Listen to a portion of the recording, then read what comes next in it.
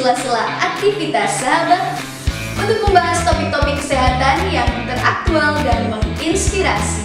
Selengkapnya kami rangkum dalam edukasi kesehatan kanker, pengobatan kanker, deteksi dini kanker, tips-tips seputar kesehatan, dan teknologi kesehatan masa kini. Serial edukasi Cancer Education Channel selalu dinanti dan menginspirasi.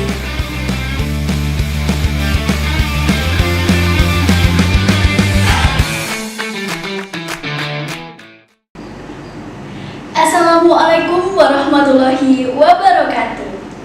Selamat pagi sahabat. Selamat datang dalam acara serial edukasi Cancer Education Channel edisi Sabtu 24 Oktober 2020. Pada kesempatan kali ini topik yang akan kami bahas yaitu kenali tanda osteoporosis sejak dini yang akan disampaikan oleh narasumber kami yaitu Dr. Yuliani Wardiningsih, spesialis penyakit dalam Rumah Sakit Onkologi Solo, dan juga dipandu oleh moderator kami, Dr. Fenty Endriani, Dokter Umum Rumah Sakit Onkologi Solo.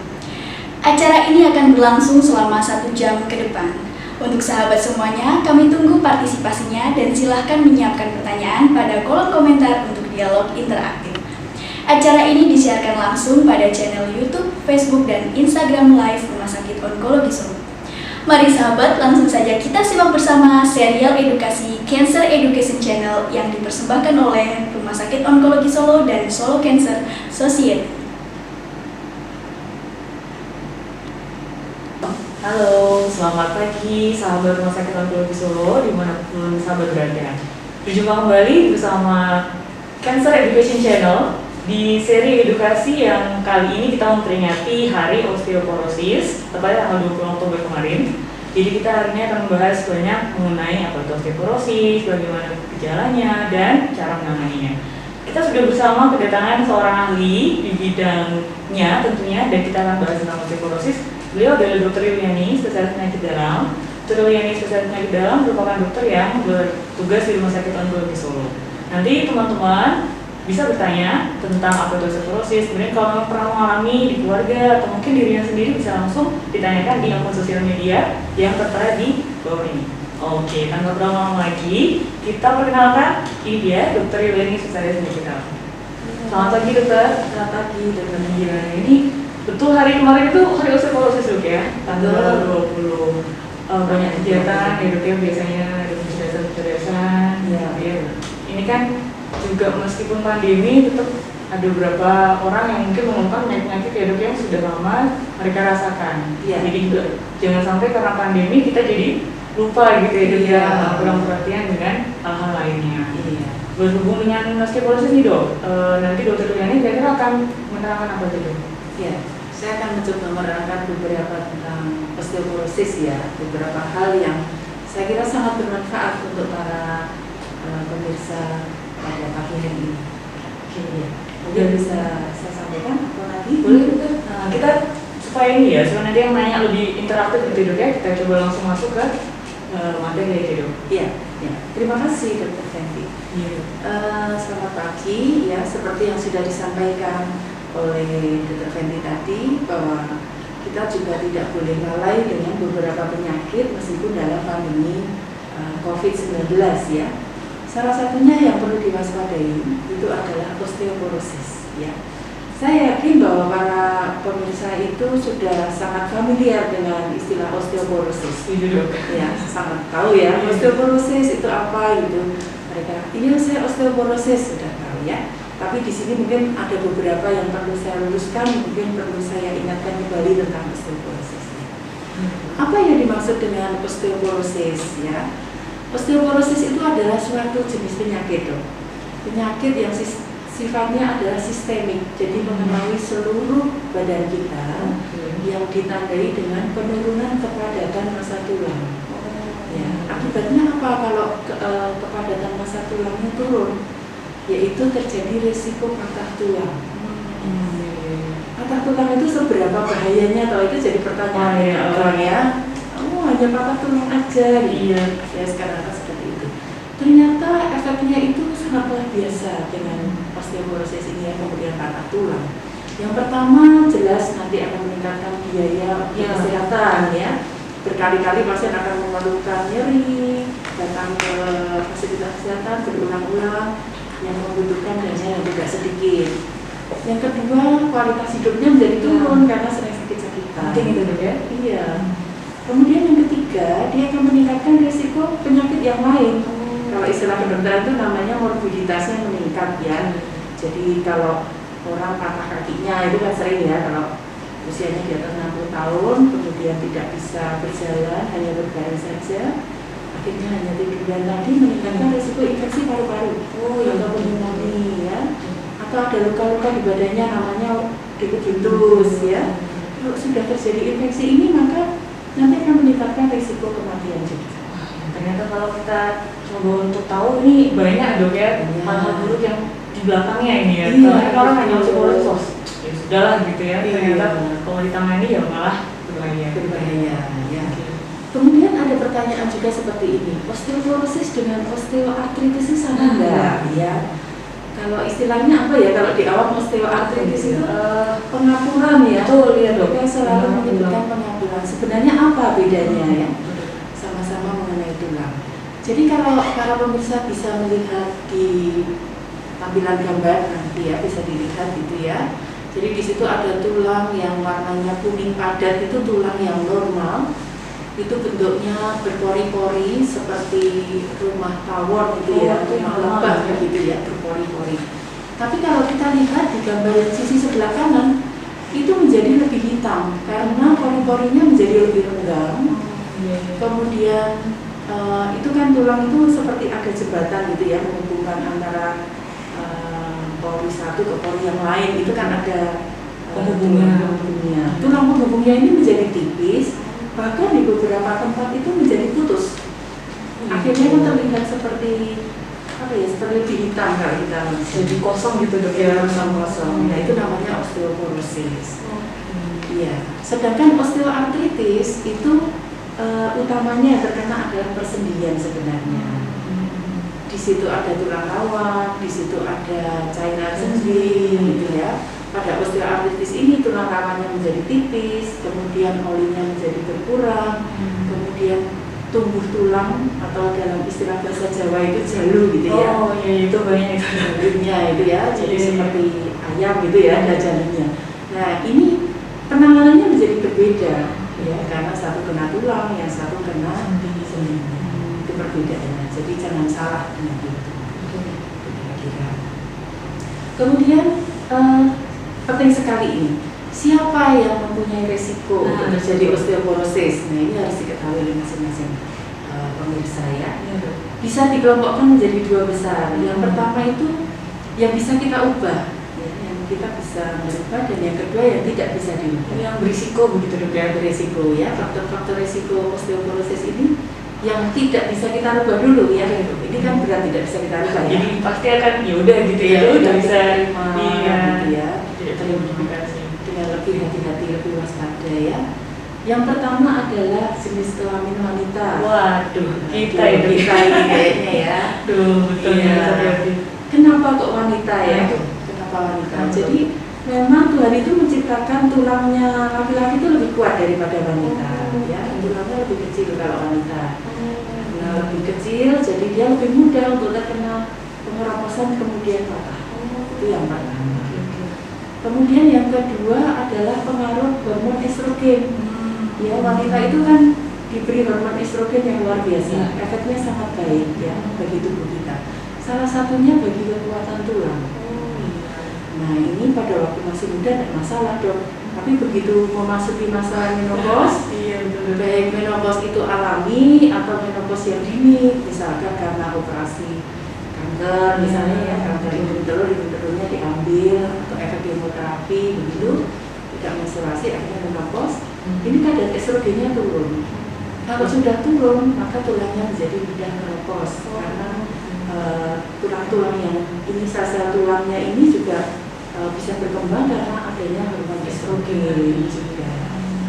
Nah itu ya. Itu baru satu itu wanita ya dok. Yang kedua yang tidak bisa dirubah lagi adalah ini faktor keturunan. Nah, faktor keturunan. Kalau di keluarga kita memang sudah pernah ada riwayat, misalkan ibu kita itu mengalami patah tulang sebelum umur 50 tahun dan patah tulangnya itu dicurigai karena osteoporosis. Nah itu maka putra-putranya itu berisiko ya. Patah tulang osteoporosis itu kita curigai kalau letaknya itu ada di tulang belakang, di pergelangan tangan. Tempat yang tidak wajar gitu ya dok ya. Ada 3 tempat dok. Ada 3 tempat. Iya, jadi di tulang belakang, kemudian di pergelangan tangan, sama satu di panggul. Iya. Makanya itu kenapa sering nyeri-nyeri gitu ya dok ya? Di panggul. Itu kalau kita sering lihat orang tua itu kalau jatuh kan langsung panggulnya gampang kena. Iya. Kalau patah, nah itu sebenarnya sudah mengalami osteoporosis itu tadi. Iya. Kemudian yang ketiga lagi umur. Umur ya. Umur ini kan kita tidak bisa menahan gitu ya. Kalau kita bisa memilih itu bertahan di umur 30 ya. Jadi umur 30. Kenapa umur 30? Jadi manusia itu kan tulangnya tumbuh ya dari bayi, kemudian mencapai namanya puncak kepadatan tulang pada usia 30 tahun. Itu bagus-bagusnya tulang di situ. Makanya disarankan kalau masih muda itu menabunglah tulang yang kuat karena punya waktu sampai umur 30. Kalau berarti belum 30 ya, makan 30. Masih ada kesempatan menabung. Jadi sampai umur 30 itu menabung tulangnya bagus. Sesudah itu akan flat. Kemudian sampai kalau wanita ya umur 50 itu sudah turun. 5 tahun sebelumnya mungkin sudah mulai turun dan pada waktu menopause itu sudah betul-betul turun nanti kepadatan tulang. Nanti bertambah lagi umur 70 itu ada lagi istilahnya osteoporosisnya karena usia senilis. Kalau tadi yang 50 tahun itu karena menopause, 70 tahun wanita kena lagi osteoporosis senilis. Kalau laki-laki hanya 70 tahun tuh. Double ini. Itu tadi faktor-faktor yang tidak bisa kita modifikasi. Sudah pasti akan terjadi begitu kalau kita tidak antisipasi. Ya. Kemudian yang kelompok kedua adalah kelompok yang bisa kita modifikasi. Ya. Kita bisa berusaha supaya tidak terjadi osteoporosis dari faktor-faktor ini. Yang pertama adalah dari faktor dietnya, dari makanan ya. Disarankan untuk makanan yang tinggi kalsium ya. Kemudian yang cukup vitamin D dari makanan maupun dari paparan sinar matahari ya. Sekarang sinar matahari itu manfaatnya banyak ya dok. Betul dok. Cegah COVID ya sinar matahari ya. Untuk osteoporosis ini vitamin D itu ada peran yang luar biasa ya. Kemudian juga ada makanan-makanan yang dihindari, harus dihindari ya. Misalkan alkohol ya, itu sudah dibuktikan bahwa konsumsi alkohol yang berlebihan itu menurunkan kepadatan masa tua. Ya, jadi ada alkohol, ada kopi, ya. Hati-hati ini kopi susah hidup. Iya, sekarang itu kan lagi tren gitu ya, kopi ya. Begadang ya kopi ya dok ya. Betul. Ya boleh, tetapi tidak boleh berlebihan. Kemudian merokok. Merokok itu juga dibuktikan bahwa itu menyebabkan osteoporosis. Ya, itu kelompok dia tadinya. Kemudian yang berikutnya adalah olahraga. Olahraga selain dietnya bagus, olahraganya juga harus bagus ya. Gitu. Kemudian yang ketiga penggunaan obat-obat tertentu. Ya. Ada obat-obatan yang sangat sering menyebabkan osteoporosis. Padahal obat ini sering digunakan dokter untuk mengatasi peradangan maupun penyakit-penyakit autoimun dan alergi. Kelompok obatnya itu namanya steroid. Oh iya itu itu semua dok ya. Apa ya? Obat dewa ya. Obat dewa kalau sudah dapat obat itu apa sudah bisa ya. Nyaman. Iya. Efeknya luar biasa. Obat ini bagus sekali untuk pengobatan, tetapi juga efek sampingnya itu kalau kita tidak hati-hati, penggunaan dosis tinggi atau jangka lama dia menyebabkan penurunan kepadatan masa tulang. Obat ini mungkin sering kita gunakan pada pasien-pasien penderita asma. Ya, Asma ya dok. Kemudian autoimun ya. Ada yang hanya gatal mungkin dok ya. Alergi ya. Kemudian pasien-pasien lupus kalian ada ya, rheumatoid arthritis. Nah itu kadang kontradiksi dok ya. Jadi harus konsultasi dengan dokter supaya penggunaan obatnya itu lebih baik ya. Kemudian obat yang lain ada anti kejang dan sebagainya, ada obat-obat yang lain ya. Terus kebiasaan merokok tadi sudah, alkohol juga sudah. Saya kira itu yang bisa dimodifikasi, bisa diatur ya. Kemudian yang penting lagi adalah gejala dok. Oke, itu ya dok, harus semua bisa bedakan. Nanti kan semua orang bilang, oh nyeri osteoporosis. Iya, sedikit betul dok. Iya, itu pasien itu kalau datang ke kita itu kalau nyeri, kalau nggak asam urat, hilang sendiri ya dok dia. Waduh, osteoporosis. Iya. Tapi sebenarnya dok, ini justru yang yang kontradiktif. Osteoporosis itu awalnya tidak ada gejala. Iya. Tahu-tahu pasien itu datang ke kita itu dengan patah tulang. Malah sudah patah tulang. Sudah patah tulang. Karena osteoporosis ini tidak menimbulkan gejala apa-apa. Nah, yang dibutuhkan kan kewaspadaan tadi. Kalau saya ada di faktor resiko tadi, misalkan begitu, ya kita waspada, kita konsultasi ke dokter. Gitu. Apakah saya osteoporosis atau tidak? Jadi kan bisa dicegah. Kalau sudah patah itu, menurut penelitian, kalau sudah 1 kali patah, nanti untuk berulang lagi itu kemungkinannya 3 sampai 5 kali. Nah itu sangat besar. Jadi sangat harus hati-hati ya. Iya. Terus kalau sudah patah itu gejalanya apa ya? Yang paling sering itu kalau patahnya di tulang belakang itu nyeri punggung, nyeri punggung bawah gitu ya. Nyeri sekali, apalagi dalam posisi tegak gitu, berdiri, atau duduk lama itu nyeri sekali. Dan merasa nyaman kalau berbaring gitu ya. Nah, pada keluar seperti itu, umurnya di atas 50, ada riwayat jatuh, misalkan begitu, harus waspada, jangan-jangan itu ada patah ruas tulang belakang. Gitu. Ya, ini mengenai juga. Atau yang ini membungkuk gitu ya. Kalau kita kan sering menemukan orang-orang tua kok posturnya membungkuk gitu. Tapi kalau kita tanya ya biasa karena umur biasanya begitu. Padahal sebenarnya kalau kita lakukan pemeriksaan lanjut, sebenarnya itu sudah terjadi patah tulang belakang. Dan kalau sudah bungkuk sekali biasanya ada di beberapa tempat. Gitu. Menarik ini ya. Iya. Nah, supaya tidak terjadi seperti itu, pasti kita akan berusaha mencegah ya. Para pemirsa juga setuju bahwa itu penting ya mencegah itu ya.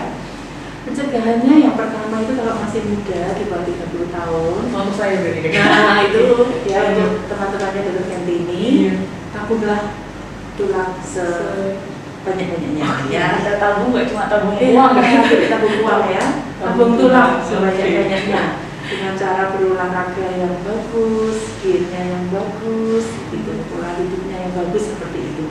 Mudah-mudahan kalau tulangnya itu kuat, kalaupun nanti terjadi osteoporosis, karena itu kan umur tidak bisa kita ya, nanti tabungannya kan masih banyak dong. Iya. Tidak kalau yang tabungannya sedikit ya dok. Jadi kalau biasanya bentur sekali retak gitu, jadi kita masih bisa paling tidak ya 2 kali. Iya, masih banyak tabungannya. Iya. Jadi kira-kira gitu.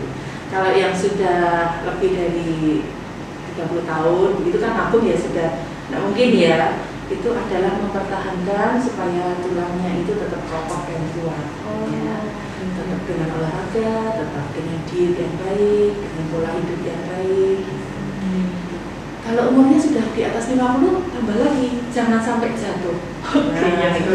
Jangan sampai jatuh karena berisiko. Jatuh itu tidak harus jatuh dari hebat yang parah gitu ya. Karena osteoporosis itu jatuhnya sepele sekali dok. Jatuhnya itu mungkin di ruang tamu, tersandung karpet yang melipat, tersandung mainan cucunya begitu. Jadi seringnya kejadian seperti itu. Saya kira itu pembukaan dari saya dan Dokter. Barangkali ada ini dari pemirsa ya. Teman-teman di rumah, sahabat Rumah Sakit Onkologi Solo, ini tadi sudah dijelaskan. Banyak sekali informasi-informasi menarik yang kita sudah tahu tentang osteoporosis. Mungkin sudah pernah ada juga yang tahu ya dok ya, tapi saya rasa sangat baru ya. Saya sendiri tertarik gitu ya. Nah nanti ada sesi berikutnya kita akan menerima pertanyaan dari sahabat-sahabat, kita diskusi. Tapi sebelum itu kita harus lihat nih ada yang mau lewat yang satu ini. Tapi jangan kemana-mana juga, kembali lagi nanti kita akan ketemu di sesi berikutnya.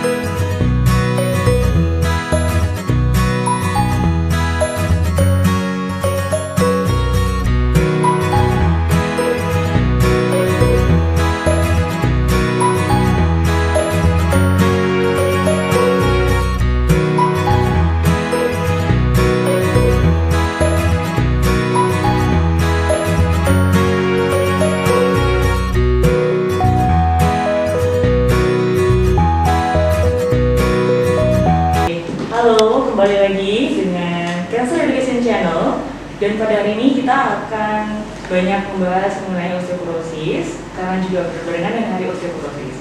Tadi kita bersama dengan ahli yang akan membahas, yaitu Dr. Yuliani, spesialis penyakit dalam. Tadi di depan beliau sudah memaparkan mengenai apa itu osteoporosis, bagaimana gejalanya, kemudian apa yang harus kita perhatikan. Nah, di sesi sekarang kita akan coba untuk membahas, mendiskusikan pertanyaan-pertanyaan yang muncul dari teman-teman di sosial media kita, Dokter. Ya. Di berbagai daerah di Indonesia ya. Oke, kita mulai dong dari yang pertama ini. Kita ke akun Instagram RSOS ya Dok ya. Ini ada pertanyaan pertama, bagaimana mengetahui adanya osteoporosis? Lalu bagaimana mencegah osteoporosis? Ini Dok dari akun Nuril. Ya, terima kasih Mbak atau Mas itu ya? Ini Mbak ya. Ya, selamat pagi Nuril ya. Saya tidak jawab Mbak atau Mas ini ya, nanti takut keliru ya.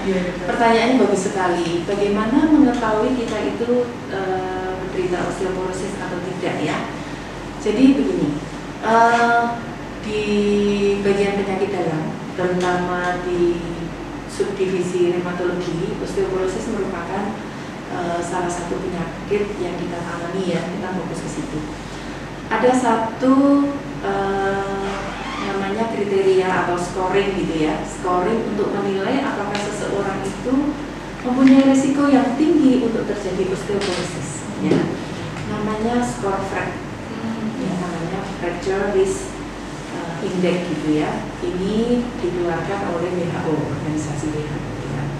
Di situ nanti para penderita ini akan ditanya jenis kelamin jelas ya, kemudian umurnya, kemudian tinggi badannya, berat badannya ya. Tentang tinggi badan ini perlu menjadi perhatian sekali ya. Apa yang harus dilihat dari tinggi badan? Kalau seseorang itu ada penurunan tinggi badan lebih dari 4 cm ya, itu ada kemungkinan bahwa dia menderita osteoporosis ya. Jadi penting sekali mengukur tinggi badan itu ya. Dulu waktu muda tinggi badannya berapa, setelah umurnya 50 tinggi badannya berapa. Kalau ada selisih lebih dari 5 cm, jangan-jangan ini ada gejala osteoporosis ya. Jadi perlu ya, tinggi badan, berat badan tadi ya untuk dinilai. Kemudian dinilai juga kebiasaan minum alkohol.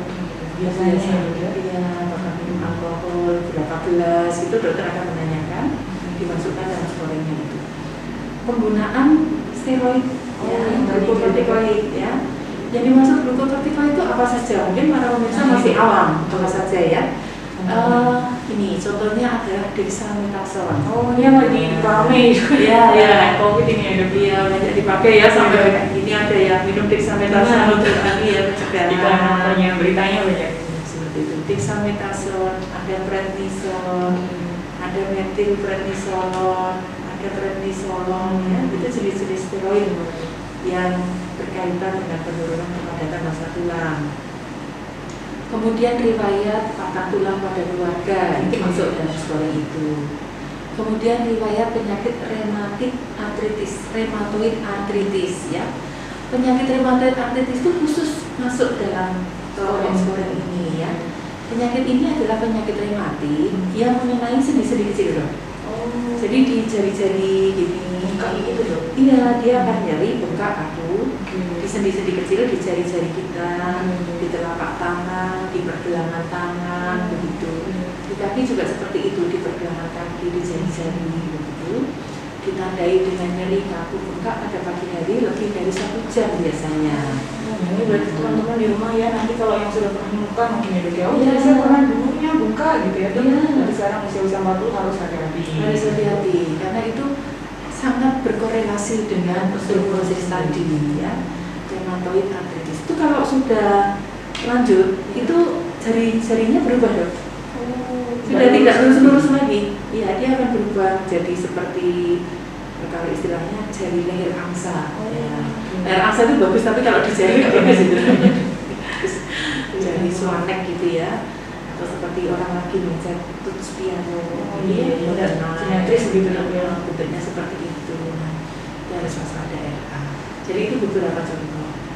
Kemudian selain itu juga penyakit-penyakit lain, penyakit ginjal kronis, penyakit penyakit hormon tiroid, penyakit gula, itu juga meningkatkan risiko terjadinya osteoporosis. Dokter itu nanti akan memasukkan ke situ, di scoring, kemudian akan ketahuan, oh ini mempunyai risiko patah tulang dalam 10 tahun ke depan itu sekian kali. Jadi memang diprediksinya bukan langsung begitu ya. Begitu resikonya meningkat, dokter akan langsung, oh ini biasanya dokter akan melakukan pemeriksaan namanya bone mineral density, BMD, ya, BMD. Jadi nanti dari situ akan kelihatan kepadatan tulangnya 0, sekian, scoringnya berapa. Nah dari situ bisa dibaca apakah ini masuk osteoporosis, osteopenia atau normal. Ya.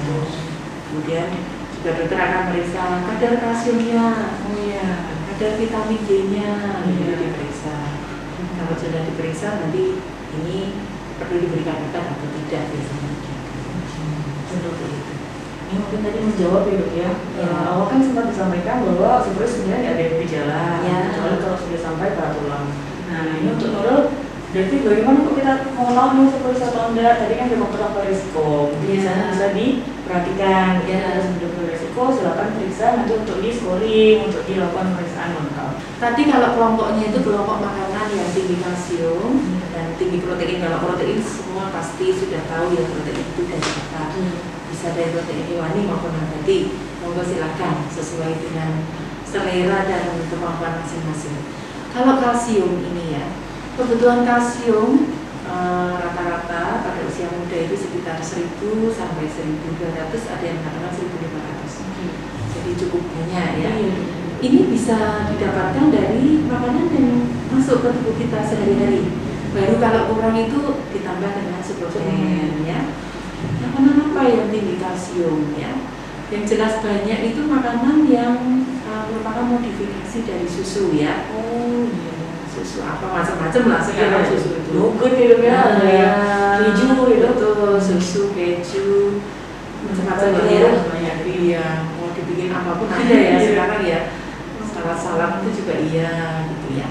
Kemudian juga ada dari makanan-makanan yang non susu itu juga ada ya. Jadi jangan khawatir kalau misalkan seseorang itu kok intoleran laktosa begitu, bisa mengambil kalsium dari non susu ya.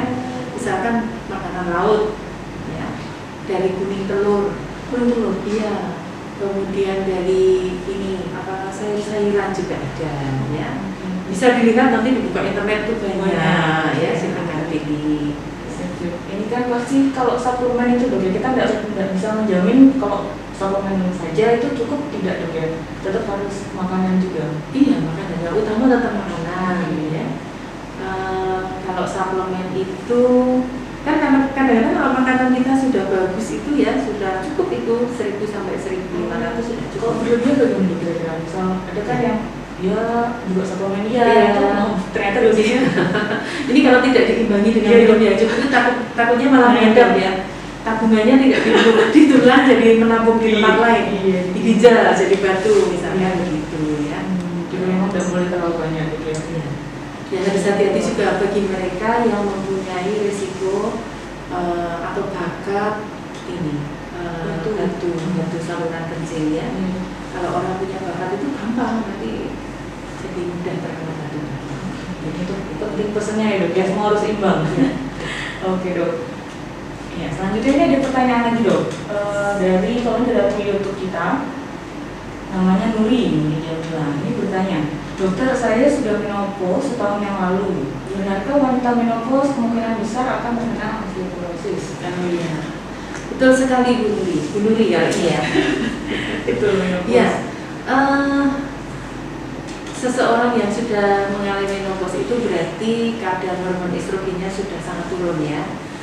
Sebenarnya itu diawali 5 tahun sebelum menopause. Kalau misalkan 50 tahun itu sekitar 45 itu kadar hormon estrogennya sudah mulai turun sebenarnya ya. Sudah mulai turun, kemudian menopause, dan setelah itu tulang itu akan turun banyak sekali. Kalau sebelumnya landai itu sangat kurang, 5 tahun sesudah menopause sampai sudah itu turun lagi tapi landai, dan 5 tahun sesudah menopause. Jadi memang betul itu menunjukkan itu. Kemudian apa yang harus dilakukan itu ya? Kalau sudah menopause kemudian takut osteoporosis, tetap satu dietnya harus tetap bagus. Ya, diet kalsium, protein, vitamin D tadi harus bagus. Berjemur jangan lupa beli. Oke. Ya, murah tetapi itu banyak manfaatnya. Itu di jam-jam pagi itu ya dok? Iya, kecuali kalau ada kontraindikasi. Oke. Misalnya pasien SLE kan tidak boleh berjemur ya. Ini malah flare semua tadi ya. Kemudian berolahraga, ya jangan lupa berolahraga. Olahraganya itu yang bagus adalah yang sifatnya weight bearing. Weight bearing itu yang memberikan pembebanan ya, pembebanan itu misalkan boleh berlari, boleh berjalan gitu. Kalau berenang itu kurang bagus karena tidak weight bearing ya. Tapi berlari, berenang itu boleh. Tapi kalau umurnya sudah lanjut ya jangan loncat-loncat misalnya gitu ya. Nanti malah jatuh. Nah itu yang ketiga kalau menopause itu yang harus diperhatikan lagi jangan sampai jatuh. Penerangan di rumah harus cukup, di kamar mandi harus cukup, di kamar mandi harus ada pegangannya supaya tidak gampang jatuh. Itu saran-saran. Kalau dari suplemen sendiri tetap berefek dok, jadi meskipun menopause tetap suplemen tidak apa-apa, ya makan tidak apa-apa. Iya. Kadang-kadang bertanya juga begini, dengan kalau orang menopause kan kadang-kadang diberikan sulit hormon. Nah itu dok, sudah saya mau tanya. Sulit hormon ini masih pro dan kontra. Ada yang setuju, ada yang tidak. Yang tidak setuju takut mempunyai risiko kanker, apalagi kalau mereka ini mempunyai riwayat kanker. Ya. Kemudian ada yang sulit hormon, tapi hormonnya itu sangat spesifik, serum namanya ya, tidak asal estrogen. Mungkin itu bisa jadi solusi bagi mereka yang menopause, tetapi masih ingin mempertahankan kepadatan tubuhnya. Itu ada seperti itu. Terutama yang masih muda-muda. Iya, yang masih muda kan pasien-pasien PHCC itu banyak ya, yang mengalami operasi pengangkatan hidung telur. Nah, sesudah itu pasti akan mengalami menopause dini. Kemudian mereka yang menjalani kemoterapi, kemudian juga akan mengalami gangguan menstruasi. Ini juga akan berpengaruh terhadap kejadian osteoporosis. Setuju. Iya, jadi para pemirsa harus kadang juga seperti pasien sudah operasi, dokter sudah sembuh, tetap diberikan suplemen. Iya, harus evaluasi kalau perlu memang ada faktor risiko, silakan konsultasi ke dokter. Betul ya, betul teman-teman. Tadi ya pentingnya kalau memang punya riwayat sebelumnya, selain riwayat keluarga juga ada tindakan operasi dan juga atau mungkin kemo, sebisa mungkin segera mungkin kontrol, periksa, konsultasi itu tadi. Oke teman-teman, ini sebelum kita lanjut ada pertanyaan-pertanyaan lain yang juga menarik untuk dibahas dan nanti ada tambahan tips yang juga akan sangat berguna dari Dr. Yuliani. Jangan kemana-mana, kita akan segera kembali, kita lihat ada yang mau jawab saat ini.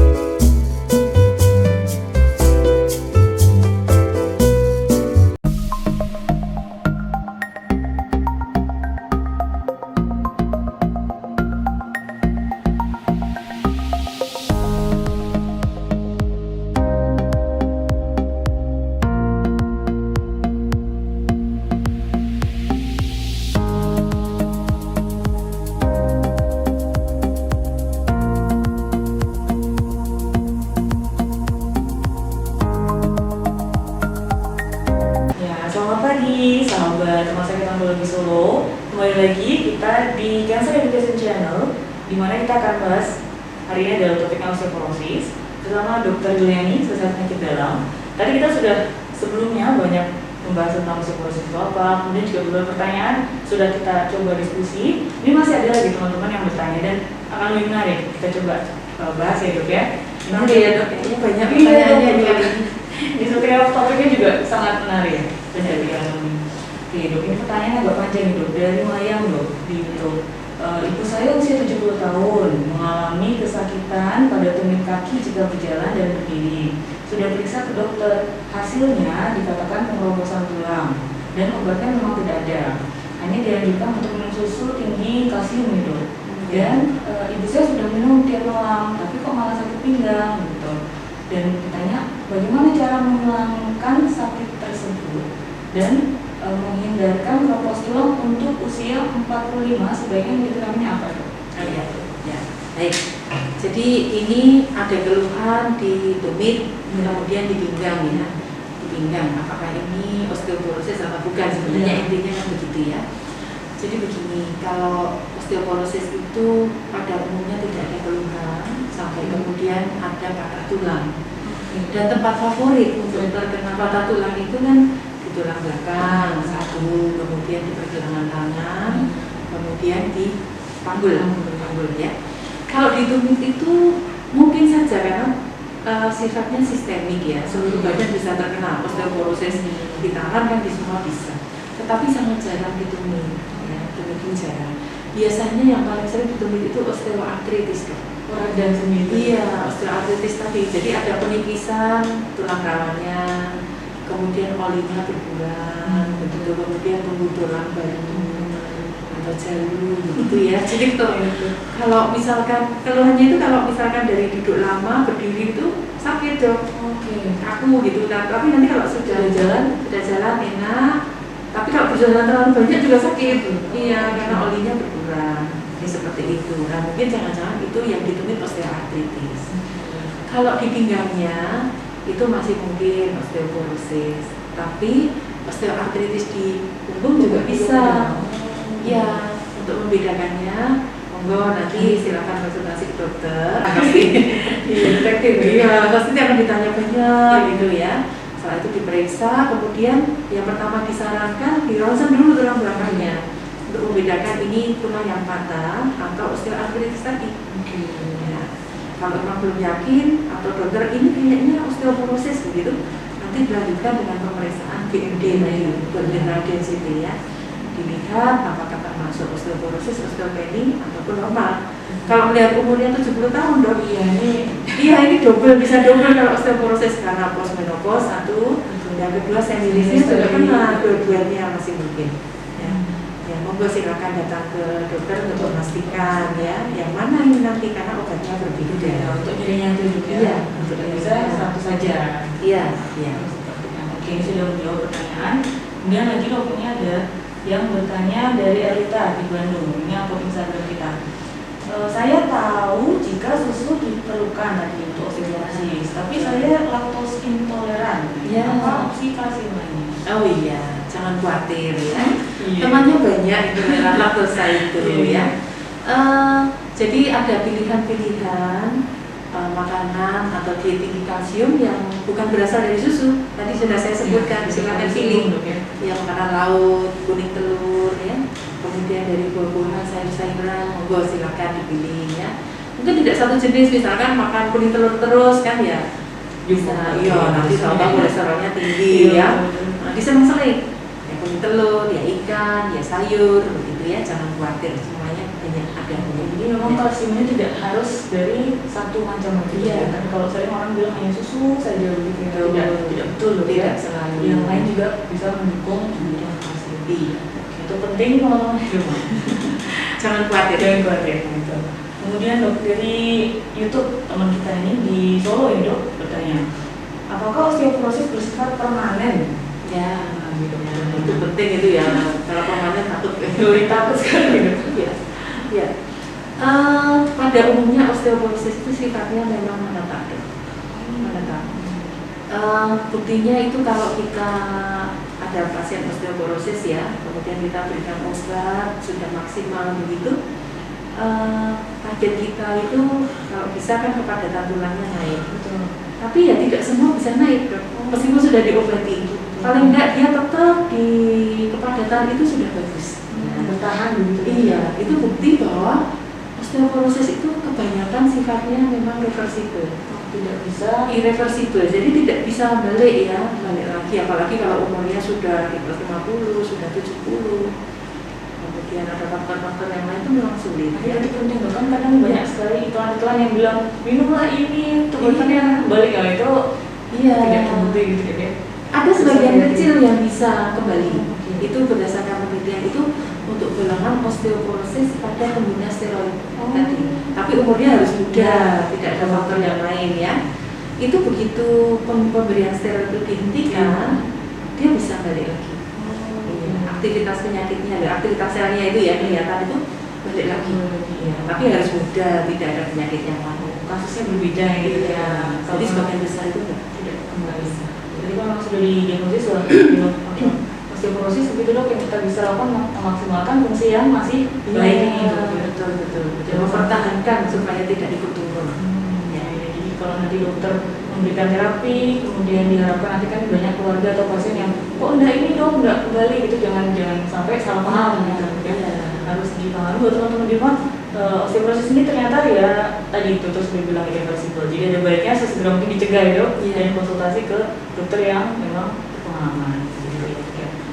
Itu dok dari pertanyaan-pertanyaan yang sudah kita jawab. Ini karena kita bahas aku juga, teman-teman nanti bisa bertanya lainnya di sosial media kita. Nanti kita akan jawab secara personal dan jangan sampai khawatir tidak dijawab, karena sebelum-sebelumnya juga akan dijawab.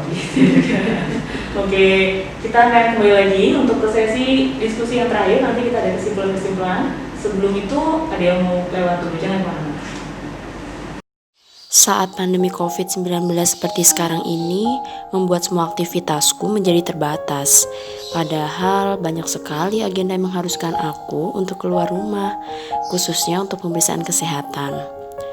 Tapi untungnya nih, rumah sakit tempatku biasa berobat memiliki program khusus namanya Halo Rumah Sakit Onkologi Solo, yaitu layanan telemedicine yang memudahkan pemeriksaan kesehatan yang dapat dilakukan dari rumah via online.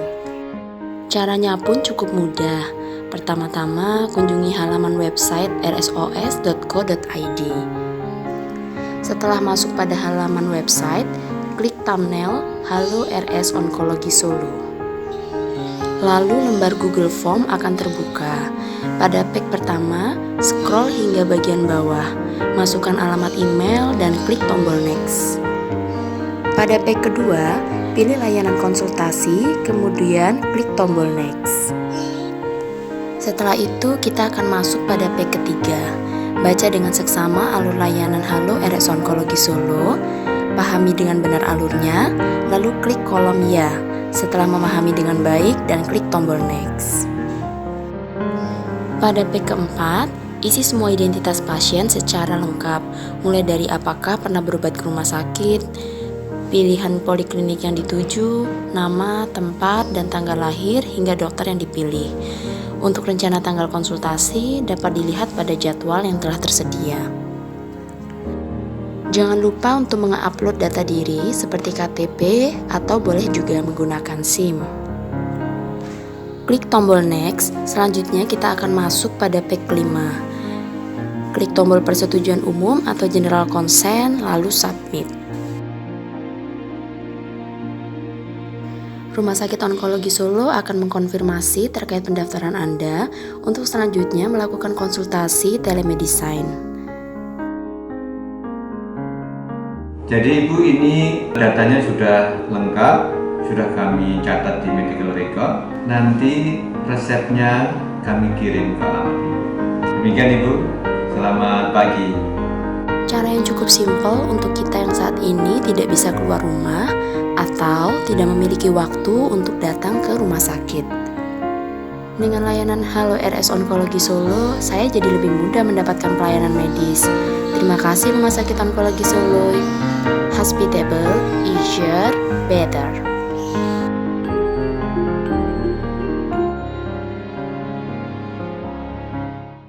Halo sahabat Rumah Sakit Onkologi Solo dimanapun sahabat berada, kembali lagi di Cancer Education Channel. Pagi ini kita tadi membahas tentang osteoporosis, sejak awal apa itu osteoporosis, bagaimana gejala, kemudian juga ada banyak pertanyaan teman-teman yang masuk ke sosial media kita dan kita sudah diskusikan. Nah nih, untuk sesi yang kali ini kita akan coba merangkum ya dok ya, membuat tali benang merahnya dari yang kita bahas, kemudian hal penting apa yang teman-teman di rumah bisa praktekkan ya, bisa jadi bekal dan tips yang akan disampaikan oleh Dr. Jenny sebagai penyakit.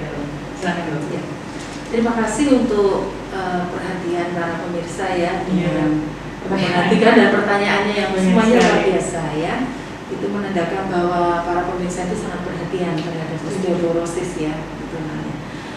Dari apa yang kita sampaikan tadi, mungkin saya sedikit menyimpulkan ya bahwa osteoporosis ini perlu untuk mendapatkan perhatian kita semua sejak awal, sejak masih muda. Jangan terlambat ya. Satu bentuk perhatian kita adalah yang pertama, kenali faktor risiko kita masing-masing ya. Kita nilai diri kita sendiri-sendiri. Apakah saya ada dalam risiko osteoporosis? Misalkan dari keturunan saya gimana, orang tua saya gimana, begitu ya. Kemudian pola hidup saya bagaimana ya, harus dinilai seperti itu. Kemudian yang kedua, menjaga dietnya tetap baik ya, cukup kalsium, kemudian cukup paparan sinar matahari untuk mendapatkan kadar vitamin D yang cukup di dalam tubuh kita ya, karena manfaatnya banyak. Kemudian olahraga jangan dilupakan, penting itu ya. Olahraga apapun yang bisa, jalan kaki pun tidak masalah ya, lari-lari ya baik ya, apapun yang bisa dilakukan. Tetapi ingat tetap memperhatikan protokol kesehatan ya. Kemudian jika ada faktor risiko atau gejala-gejala yang mengarah ke osteoporosis, segeralah untuk konsultasi ke dokter yang berkompeten ya. Di sini kami para ahli penyakit dalam mendalami ilmu tentang osteoporosis ya, di bagian reumatologi. Kami siap membantu para pemirsa semua bila ada keluhan atau baru faktor risiko saja. Silakan ini.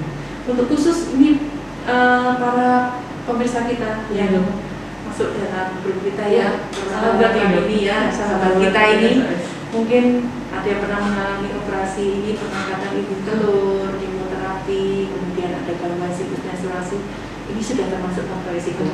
Ya, silakan berkonsultasi dengan kami siap membantu.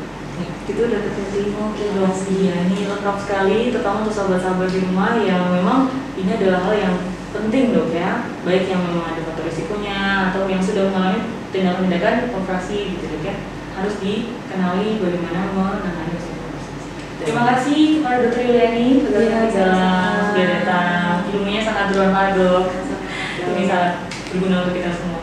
Ya, sahabat, pengetahuan Solo di mana teman-teman berada, ini tadi sudah kita buka nih ya, sudah kita bahas banyak tentang osteoporosis. Beberapa pertanyaan yang masuk yang belum sempat kita bahas, teman-teman bisa tanyakan di sosial media kita, nanti akan dibahas jawab Dr. Yuliani dan ahli yang lainnya. Dan inilah sesi terakhir dari Cancer Education Channel hari ini. Kita mau pamit ya dok ya? Pesan dari kita, jangan sampai lupa untuk protokol kesehatan, tetap pakai masker, tetap cuci tangan, tetap jaga jarak gitu. Dan untuk osteoporosis tadi tips-tipsnya silakan diterapkan gitu ya. Sampai jumpa di Cancer Education Channel berikutnya. Dah.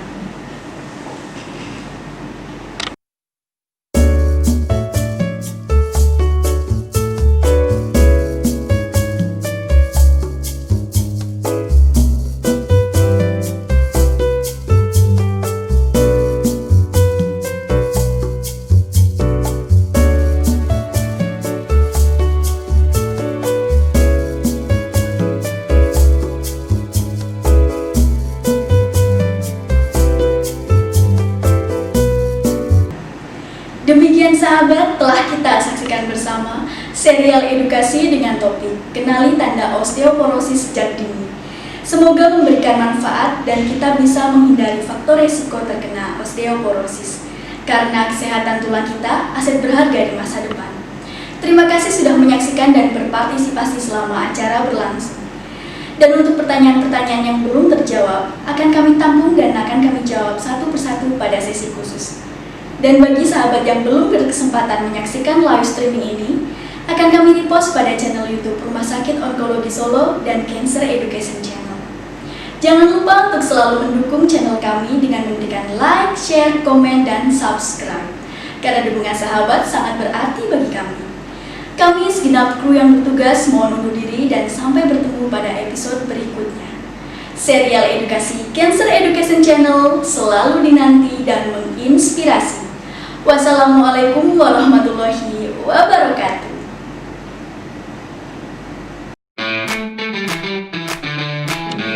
Serial edukasi Cancer Education Channel Channel hadir di sela-sela aktivitas sahabat untuk membahas topik-topik kesehatan yang teraktual dan menginspirasi. Selengkapnya kami rangkum dalam edukasi kesehatan kanker, pengobatan kanker, deteksi dini kanker, tips-tips seputar kesehatan, dan teknologi kesehatan masa kini. Serial edukasi Cancer Education Channel selalu dinanti dan menginspirasi.